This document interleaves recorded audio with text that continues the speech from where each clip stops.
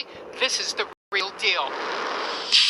Russia test firing its new high-speed hypersonic missile, a missile that the U.S. military currently cannot defend against. Russian President Vladimir Putin pulling no punches on his intent. The new avant-garde missile system is invincible against today's and future air and missile defense systems of the potential enemy. This is a big success and a great achievement. If the weapons work as advertised, there is no current defense against them.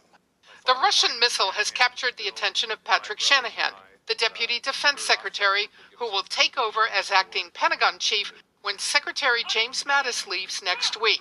Shanahan warns the U.S. needs to be able to detect the fast-flying missile much further away than current radar systems can handle. The U.S. has to detect it thousands, not hundreds of miles away because of its high-speed approach. The Pentagon may spend more than $1 billion trying to develop and field its own capabilities. We have a number of options going on with hypersonic missiles. The Russians are making significant yet unproven claims about their missiles, saying it's capable of carrying a nuclear warhead. It flies up to 20 times faster than the speed of sound. It can adjust altitude and direction to avoid detection. Putin says it's invincible.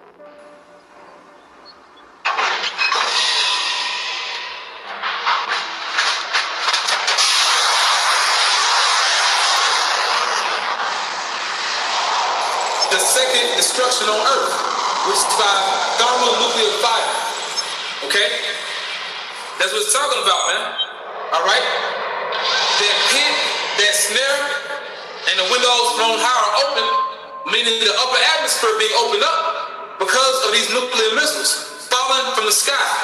All right? Because the nuclear missiles are going to come out of those silos. They're going to go into the upper atmosphere, you know, into the upper heavens, and then they're going to come back down, okay?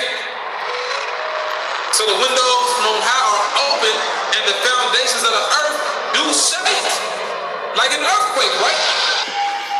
All right? Like an earthquake. The earth is utterly broken down. The earth is clean dissolved or melted. You know? So what's going to melt the earth?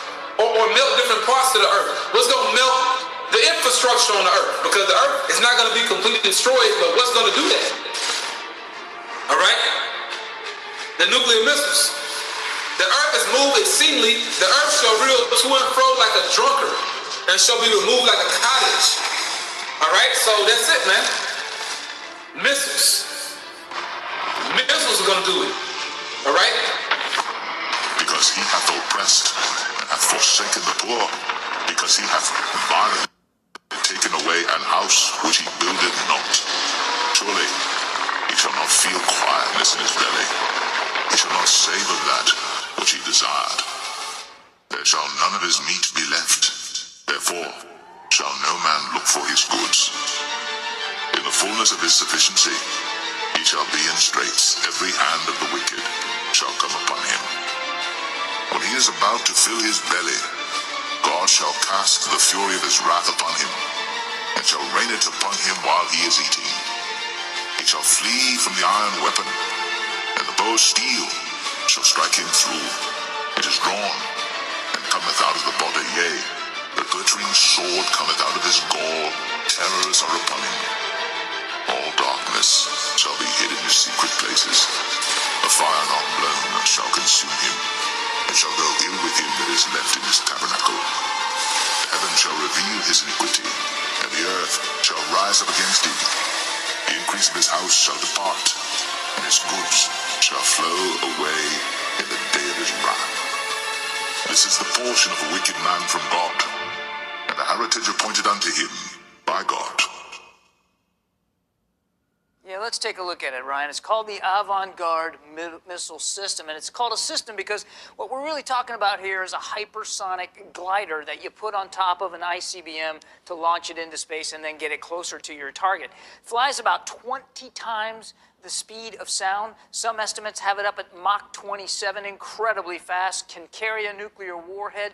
And the real scary thing about this is that as it closes in on its target, it can independently zig and zag and to avoid missile defenses.